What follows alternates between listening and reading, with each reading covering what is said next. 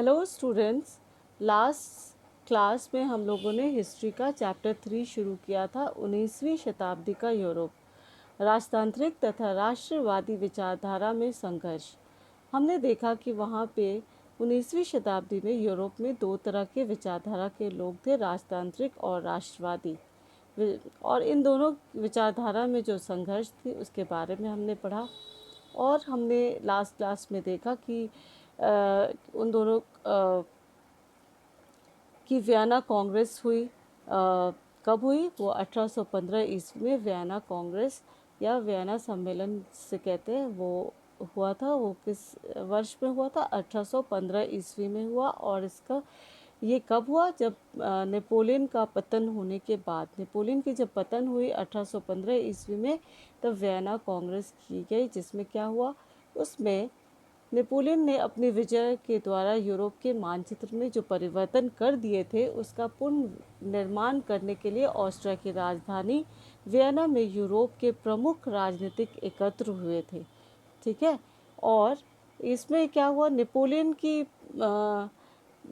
की पराजय में ऑस्ट्रिया के प्रधानमंत्री मेटरनिक का प्रमुख हाथ था, ये हमें पता चला। और हम लोगों ने ये भी पढ़ा कि कौन कौन से जो प्रतिनिधि थे, प्रमुख जो देश थे जिन लोगों ने इसमें पार्टिसिपेट किया था, वो कौन कौन से देश थे। तो वियना कांग्रेस में, तो उसमें ऑस्ट्रिया, रूस, इंग्लैंड, प्रशिया, फ्रांस थे। ठीक है। और इसमें हमने ये भी पढ़ा कि वियना कांग्रेस के मूल्यांकन क्या क्या थी, और उसमें क्या क्या परेशानियां थी वियना कांग्रेस में, क्या क्या प्रमुख समस्याएं थी। ठीक है। आज हम पढ़ने जा रहे हैं मेटरनिक। ये बहुत ही इम्पोर्टेंट टॉपिक है कि मेटरनिक कौन था। मेटरनिक नेपोलियन के पतन के उपरांत यूरोप में एक महान राजनीतिक का आविर्भाव हुआ, जिसका नाम मेटरनिक था। मेटरनिक 33 वर्षों तक यूरोप की राजनीति पर छाया रहा। इसी कारण 1815 ईस्वी से 1848 ईस्वी के समय को मेटरनिक का युग भी कहा जाता है। तो मेटरनिक युग से आप क्या समझते हैं? जब यूरोप में मेटरनिक ने 33 वर्षों तक वहाँ पे राजनीति की, और इस युग को मेटरनिक युग भी कहा जाता है। 1815 ईस्वी से लेकर 1848 ईस्वी के जो युग है उसे मेटरनिक युग भी कहा जाता है। हेजन ने लिखा है अपने शब्दों में, उन्होंने बताया कि मेटरनिक बहुत ही प्रभावशाली व्यक्ति थे और अत्यंत विश्वास था उनमें। उन्होंने खुद भी कहा ये बात कि मेरा जन्म यूरोपीय समाज के पतनशील ढांचे को सहारा देने के लिए हुआ है। मेटरनिक का पूरा नाम क्या था? मेटरनिक का पूरा नाम काउंट क्लेमेंट वॉन मेटरनिक था, और उनका जन्म 15 मई 1773 ईस्वी में कहाँ पे हुआ था? एक कॉबलंग नामक एक नगर था, वहाँ पे हुआ था उनका जन्म। तो उनका पूरा नाम क्या था? उनका पूरा नाम काउंट क्लेमेंट वॉन मेटरनिक था, और उनका जन्म 15 मई 1773 ईस्वी को कॉबलंग नामक एक नगर में हुआ। और उनके जो पिता थे वो भी एक राजनयिक सेवा में उच्च पद पर आसीन थे। और उनका जो फिर एक उनका विवाह जो हुआ वो वहाँ ऑस्ट्रिया के चांसलर कानिस की पुत्री से हुआ।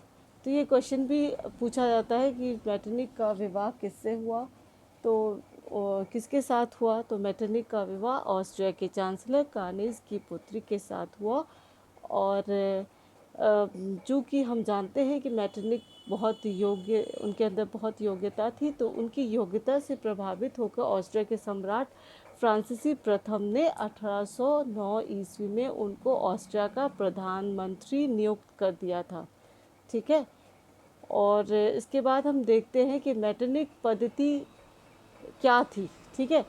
तो तो ये क्वेश्चन भी आता है कि मेटरनिक पद्धति से तुम क्या समझते हो, मेटरनिक पद्धति के बारे में आप क्या जानते हैं। मेटरनिक पद्धति दो रूप थे, ठीक है। इस पद्धति के आधार पर मेटरनिख ऑस्ट्रिया तथा यूरोप के अन्य देशों में कुछ तरीके अपनाकर क्रांति की संभावनाओं को रोकना चाहता था।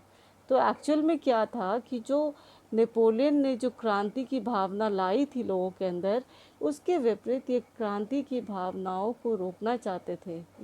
ये मेटरनिख चाहते थे कि फिर से पुरातन व्यवस्था आ जाए, इसलिए उन्होंने यूरोपीय व्यवस्था कायम की। अपने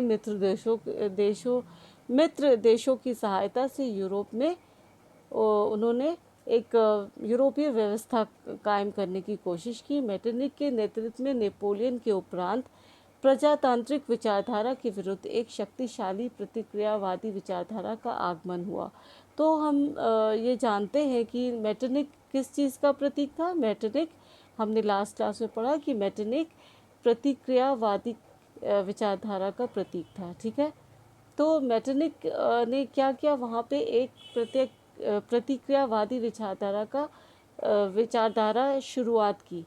मेटरनिख ने क्रांतिकारी भावनाओं को रोकने के लिए वहाँ पे यूरोपीय व्यवस्था कायम की, और उन्होंने सिर्फ ऑस्ट्रिया को ही अपना केंद्र स्थल नहीं बनाया, बल्कि पूरे यूरोपीय राज्य में इसका प्रकोप हुआ, ठीक है।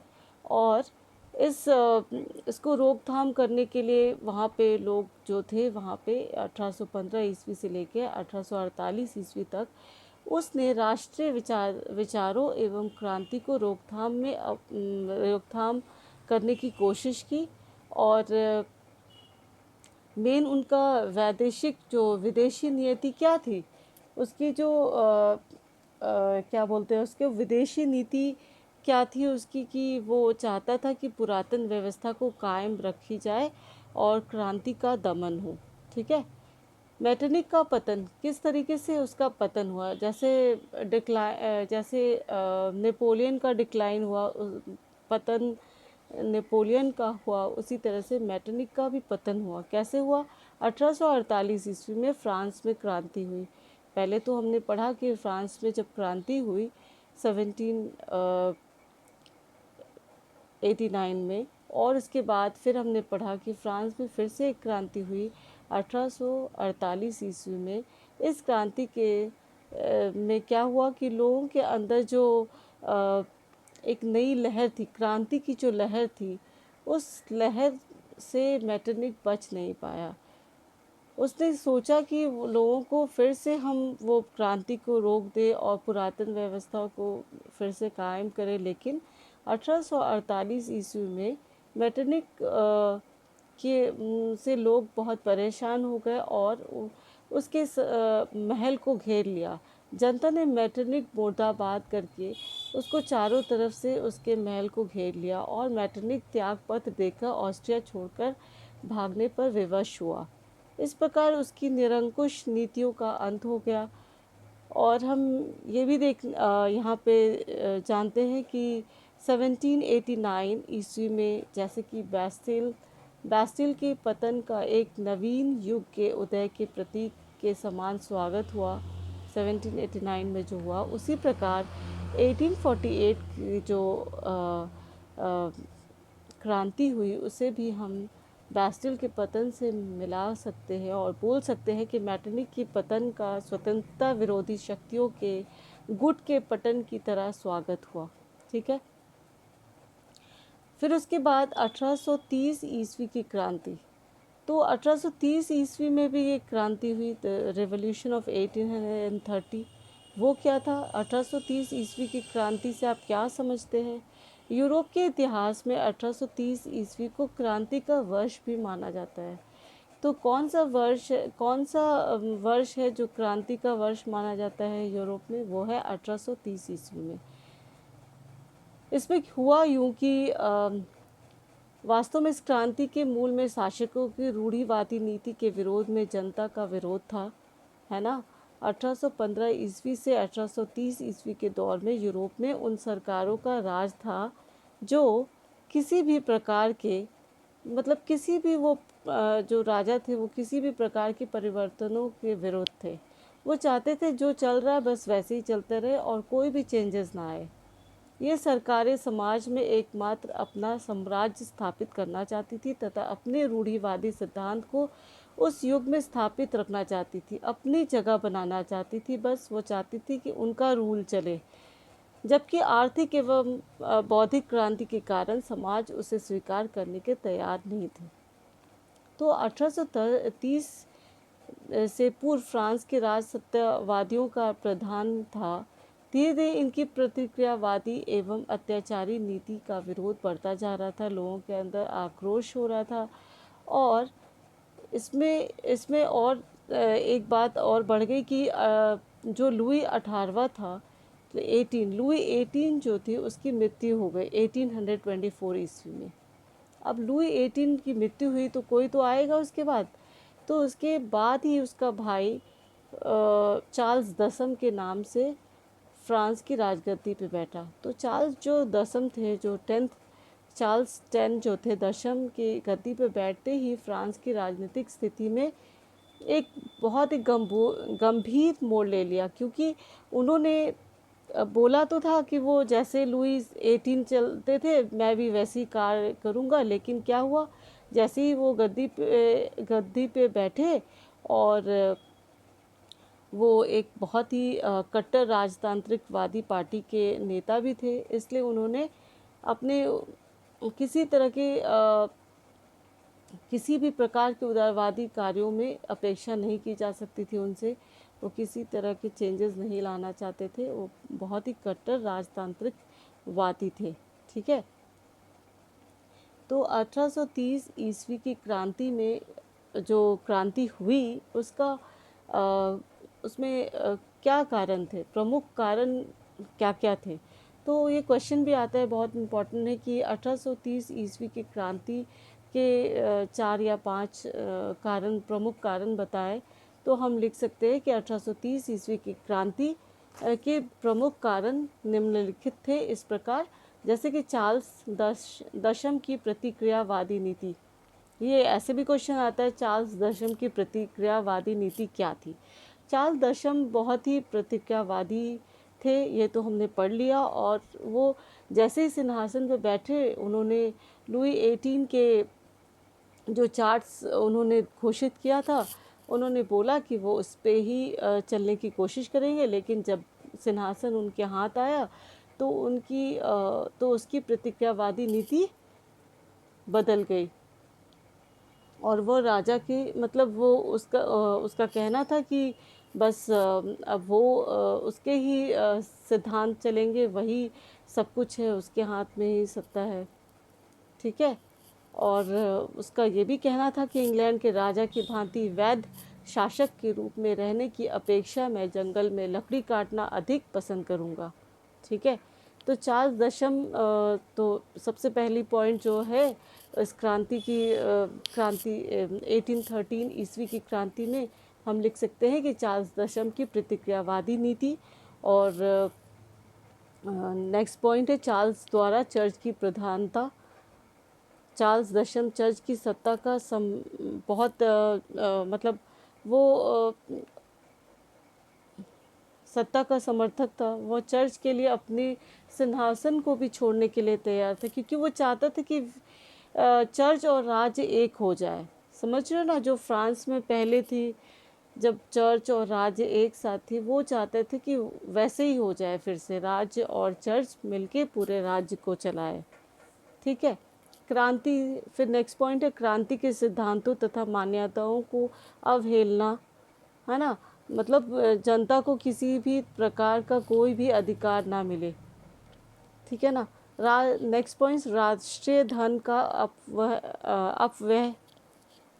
तो इसमें भी यही लिख सकते हैं कि जो हमने देखा था कि फ्रांसीसी क्रांति में कुलीन एवं पादरियों से जो उनके जो पद छीन लिए गए थे, उसे उसे अभी इस 1830 मतलब 1848 में क्या हुआ कि मतलब 1830 में कि ये हुआ इस चीज़ में कि उसके मतलब खिलाफ फिर से बात होने लगी कि कुलीन एवं पादरियों को अवस्था का दयनीय अवस्था का विशेष ध्यान दिया। और कौन, मतलब चार्ल्स दशम ने। चार्ल्स दशम फिर से उनके तरफ केंद्रित हो गए, कुलीन और पादरियों की तरफ, और जिससे जनता के मनों में फिर से आक्रोश आया। और नेक्स्ट पॉइंट लिख सकते हैं, उदारवादियों का प्रभाव। चार्ल्स दशम की अत्यधिक प्रतिक्रियावादी नीति का परिणाम यह हुआ कि उदारवादियों का प्रभाव उत्तरोत्तर बढ़ता चला गया।